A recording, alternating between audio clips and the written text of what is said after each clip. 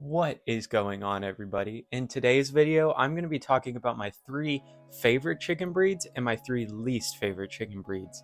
So let's get right to it. Let's do this. So first up, we're going to be starting with my favorites, which at the number 1 spot is the Salmon Favril, particularly the Bantam Salmon Favril, but I love the large fowl too. So I could ramble on and on and on about how much I love salmon favrils just because they're so adorable. This is what they look like. They are just the cutest chickens in the world. They have little beards, feathered legs. They're just the cutest chickens ever. Okay? The second reason is they lay really well, surprisingly. It sounds weird because most of the time bantam breeds do not lay eggs well at all. But these guys throughout the winter have laid more than my adult laying hens that are like, some are Rhode Island Reds and all that kind of stuff, and they're laying better than them. So they're supplying our eggs this winter more than the large fowl birds are. And that's completely crazy to me. I would have never expected it, but they're just so good at egg laying. And the third reason is because they are literally the nicest chickens.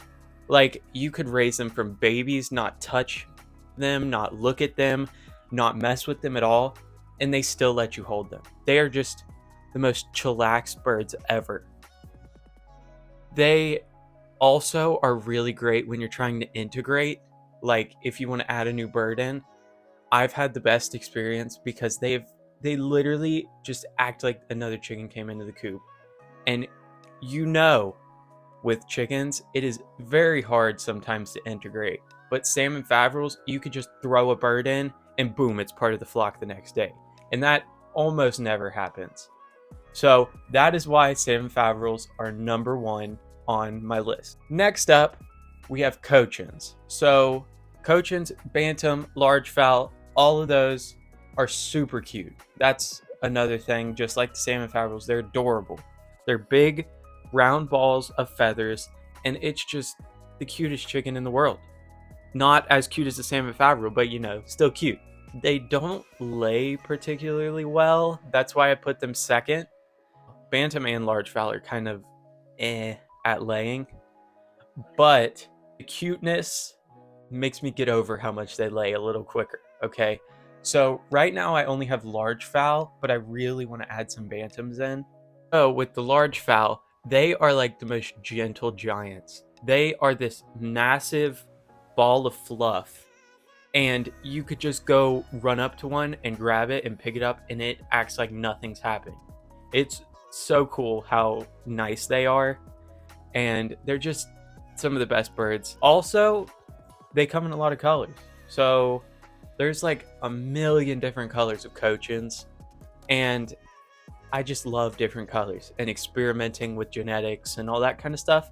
Lots of fun, lots of cool colors, and that's why they're number 2 on my list. Third, we have Brahmas, particularly the large fowl light Brahmas, because that is what I own and what I'm breeding to standard. Same with the salmon favrils.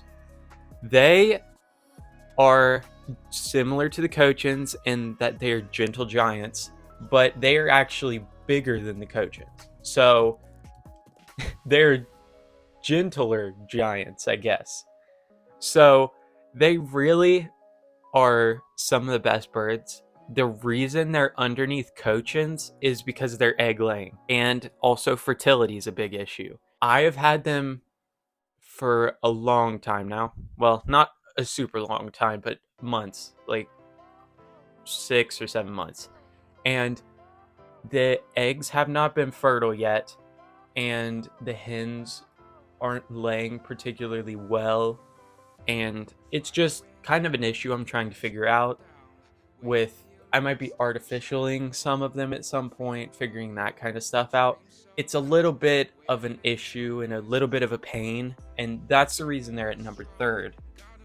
But other than that, they're super cool looking, they're fun to have around, fun to mess with, and generally cold hardy. So they do very well in this weather we're having right now, which I could also say about the Cochins and salmon fat rolls because they're feathered feet and, all that other type of stuff. Anyway, on to my least favorite breeds. Now, this might hurt some people's feelings because I know a lot of people like these breeds, but I'm sorry. Each person's chicken journey is different, and I just don't enjoy these birds. So, first up, I'm going to be talking about the crested cream Legbars. Yes, I know. Pretty blue eggs. Pretty interesting looking birds with the tuft on top of their head. Like I said, blue eggs. That's always a fun thing to have around. But in my experience, they took forever to lay eggs. It was like the most agonizing time. Like, they took the longest out of any birds I've ever had to lay eggs. So it already started off with a bad taste in my mouth. And then they're also super flighty. I messed with those babies a ton when they were little. Like, a lot more than I've ever messed with, like, salmon faverals and Cochins and all those. And they were insane. Like, I can't tell you how many times I tried to reach in the coop and they would just scatter and, like, almost hurt themselves because they're going so crazy because they were so scared. Like, I've had leghorns be less flighty than this. And leghorns are known to be one of the most flighty birds. But it was insane. And on top of that, when they started laying, they did not lay well at all. Which, also, before I get on to all the other ones, just know, like I said, my chicken journey is my own, and it is going to be different than yours. If you love the 3 breeds I hate, good for you. I mean, you can do that. You can love whatever you want because it's your chickens, your journey. If you want to breed them, it doesn't matter. It's just, I personally do not enjoy those birds. Second up, we have the Jersey Giants. Okay, they are big birds. Not as big as the Cochins or Brahmas, but they're pretty big. And I wouldn't say they're not like fat birds like the Cochins are. They're more tall, is what I'm saying by big. So basically, they were all mean to start.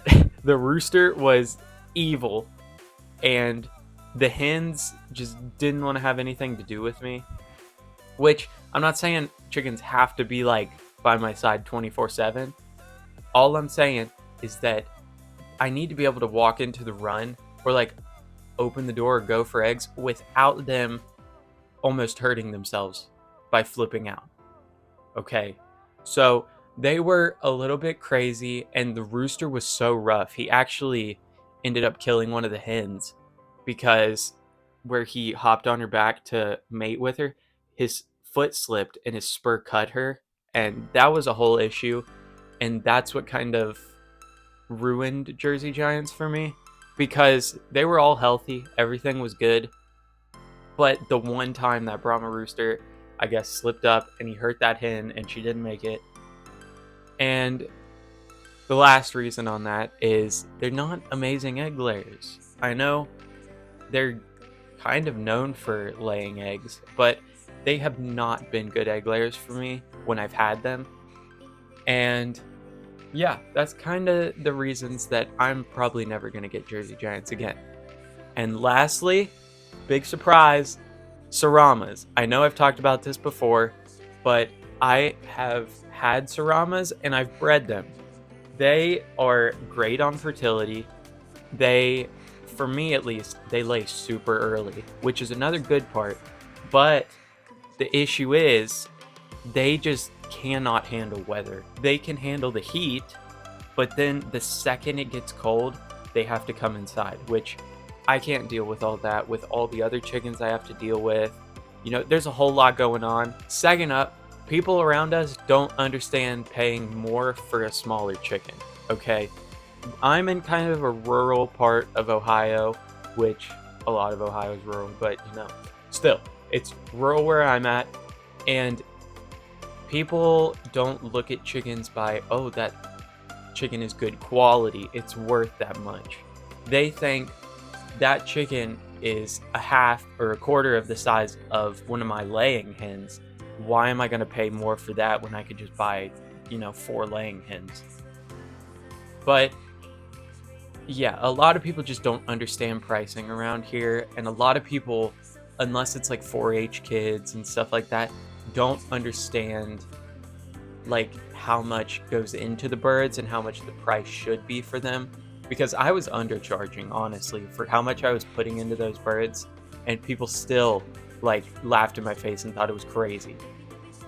But yeah, another thing, they're super tiny, okay, which kind of associates with they don't do well in winter. It's hard for them to stay warm, but that in turn means their eggs are also tiny. So that means you have to, it's like 3 or 4 of their eggs equals one large normal like Isa brown egg. Like, they're pretty comparable to quail, I will say that. Not in the size of the bird, but the size of the egg. It's very close to a quail. And I personally, not a lot of people wanted to buy hatching eggs. It just didn't work out. I'm not saying Seramas are like my least favorite ever, but they just didn't work out in my climate, and the people around me weren't interested enough. Anyway, that's pretty much it. I hope you guys enjoyed. Make sure to like, subscribe, hit that bell, and comment down there. Thank you guys so much for watching. Bye.